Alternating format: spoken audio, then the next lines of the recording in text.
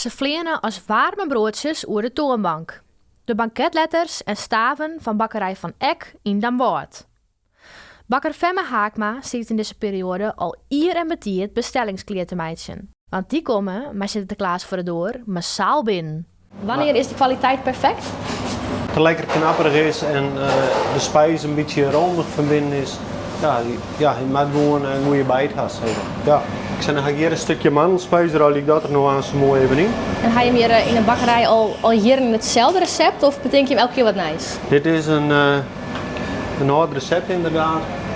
Zolang uit de bakken, of zolang. Hier zit het roderen en gewoon een beetje weer ompast.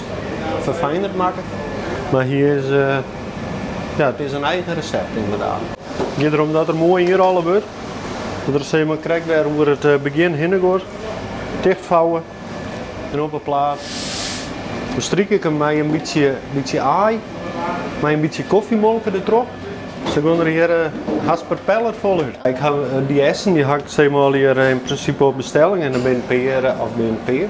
En een prutje voor de klanten natuurlijk. Ja. Mooi, dankjewel.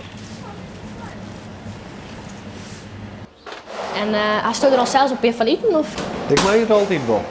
Ja, ik vind het heerlijk. Dan is het elke dag wel een banketstaaf eten ook? Ja. Maar net, maar als het moest, ja. Ik mag me inhouden. En wat zei je ervan? Hoe ziet het eruit? Ja, hij ziet er hartstikke mooi uit. Die kunnen er door uit. Heerlijk.